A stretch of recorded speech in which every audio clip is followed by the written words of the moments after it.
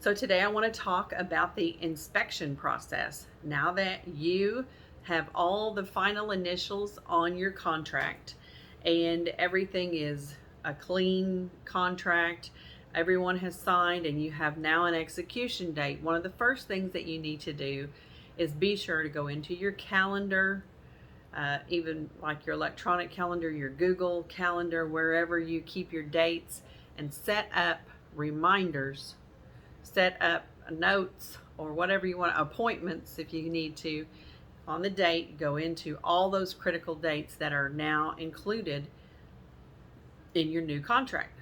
This includes your execution date, the end of the option period, the closing date, of course, and then, of course, on the third party finance, you have a date where maybe you put in there 20 days until the buyer's financing is final approval. You need to keep an eye on that because that is one of the most critical dates that you need to track and be sure that everything is done for that file, because that is when they can no longer get their earnest money back. If for some reason that they were not really approved, completely approved, then I would, you need to be sure and be able to back out of the contract for financing reasons before that date if you had to. So if for some reason they are not getting approved, even though they may have been qualified, but they weren't really pre-approved, and that pre-approval needs to be completed all the way except for the appraisal, and those kinds of things. The credit worthiness of the buyer has to be done by that date that you put in the third party finance. So that's why, of course, all these dates need to be tracked. I always set a reminder in my Google calendar. Like, so if my option period, I know my option period ends Saturday at 5 p.m., then I usually set one for Friday afternoon to remind myself, is that already taken care of? Is everything resolved? Have we gotten to agreement? Have I received the amendment back signed from the seller on anything? Is there anything loose ends left up in the air during the option period? You want to make sure all those things are all nailed down. Pardon me. And so you want to do that before 5 o'clock on Saturday when your actual option period ends. You need to start tracking that and calling on it if there's maybe, let's just say, because a lot of times the listing agent got agreement, everybody's good, but they didn't get that amendment back to you signed. You must have that amendment back to you signed and all parties, proof that all parties are agreed, in your possession. That you've got to have that. Don't just take someone's verbal agreement that we're all good, it's all whatever. You need it in writing. You need to be sure you're following that and following up on that before the deadline is right on you. It's the worst feeling in the world to be out with your family trying to have a normal whatever thing, and all of a sudden the listing agent says, oh, I need to be sure that something, and here we are up against that 5 o'clock deadline. It is the most horrible feeling to know that something is still left up in the air before then, because if it is, in order to protect your buyer's earnest money, you have to terminate. If you don't have an answer back, you have to terminate that to protect their earnest money. Otherwise, they won't get that back. So, and the same thing with the third-party finance addendum. You need to make sure that you're always protecting that buyer's earnest money. So you want to be sure as soon as everything is executed, you want to have everything executed. So what I do for the earnest and the option money is I will normally deliver the earnest money to the title company, or if I can beforehand, I will try to get the listing agent to receipt the option money first, because it's all on the same page now. I can take a picture of the option money in the seller's home where I could leave it, or I can go take that last page, the receipted page, to the listing agent's office. Any agent who is licensed in that agent's office can receipt for your contract. They can receipt the option money. You can leave the option money with them in an envelope and have them sign that receipted page. If you can't meet up with, if you can, that's why I try to ask the question, how would you like me to get the earnest money or the option fee to you? And then if the listing agent says, I'll meet you somewhere, great. Be sure you bring a copy of that receipted page so he can sign it, or have him bring it if you send him a copy of it. So that is really important. You want to go ahead and have that all ready to go.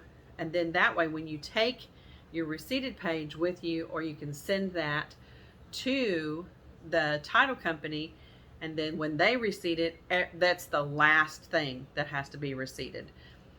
Otherwise, if the title company receipts their earnest money first, then you need to take a copy of that page and go have the listing agent sign that page with the title company's signature on it too. There's two parts, really there's three parts of receipts.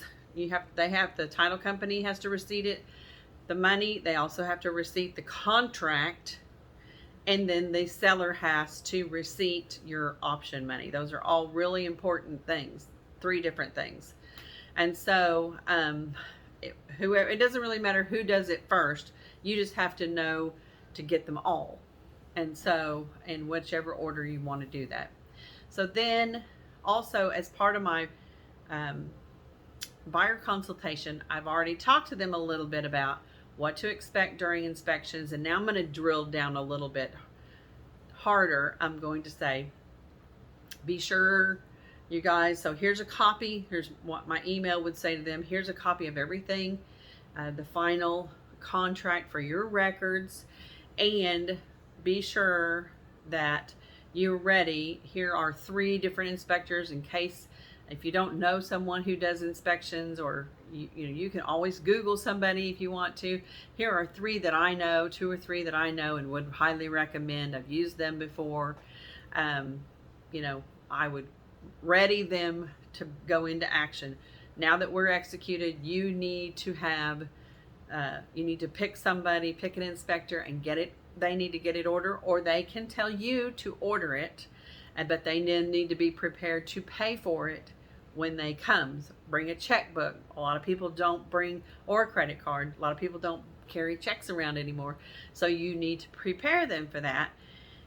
And then I also tell them, once you've selected your inspection and the time that works for you, you don't need to be there the whole inspection. In fact, most inspectors would appreciate it if you would come for about the last 30 minutes of the inspection. They'll go over lots of things with you. They're going to go over all the maintenance things that are really important for your new home, where to find your air filter, things to watch for. They're going to point out a lot of maintenance items for you. And remember, I tell them just like this, remember, we want to focus on the big ticket items, your systems like the HVAC system, the heater, foundation, roof, things like that. Those are the things we really want to pay attention to and put at the top of our list. We don't want to have, we don't really want to put together a punch list of items for the seller to have to do that are mostly cosmetic, caulking, loose toilet, those kinds of things that are going to come up in every inspection are not necessarily intended for us as the buyer to ask the seller to make this house like a new house, or there's going to be some things that we'll negotiate for sure, but we're not making a punch list item of every single thing that's been pointed out. And so it's important for you to set that expectation with your buyer, so that I also try to tell them, and keep in mind, this home was built in 2000. So, and with any house, this inspector's job is to find all of the things and point them out to you for you to look at, for you to know about, and for anything that you might want to ask the seller for, not necessarily all of the above. So, but be expecting a lot of common things. They're going to point out things to you like, there is, space between the whatever, or there's, a crack in the linoleum over here, or there's, whatever. There's going to be very small things, everything from small things to big things. And so be prepared for there to be quite a list in each category. They're going to categorize it for you so it's easy for us to keep up with. Electronics, systems, plumbing, all of those different things, the foundation, the roof, all those things will be listed. They look at everything. There's a system to their inspection. And so don't be overwhelmed by what we see. I don't want y'all to be, if you've never seen an inspection report, it can be really overwhelming. And so your job is to prepare that buyer for what to expect to see. And it really, really will help you to manage those expectations if you have this preliminary conversation very bluntly with them on what to expect. Okay? So from there, you will prepare them to come. So if the inspector says, I'll be there from 1 to 3, they can be there at 2:30. I will meet you there if you would like for me to meet you there. I try to attend the last 30 minutes. I don't go for the whole inspection. I just simply don't do that. I will go for the last 30 minutes if my buyer's going to be there. And there are a lot of people who don't attend at all. They just read the inspection report online. They'll send it to you, which is okay. And so a lot of people purchase homes from out of town and they never attended the inspection. So you can tell them that as well. But you want them there to ask any questions, and he'll say, let me show you where this closet is. Let me show you how to get to the, whatever. Let me show you where this leaks underneath the sink a little bit, or let me show you what I'm talking about where I said that the door doesn't close all the way. He can walk you through those things and show you pictures of things that you can't reach, in the attic or on the roof or whatever.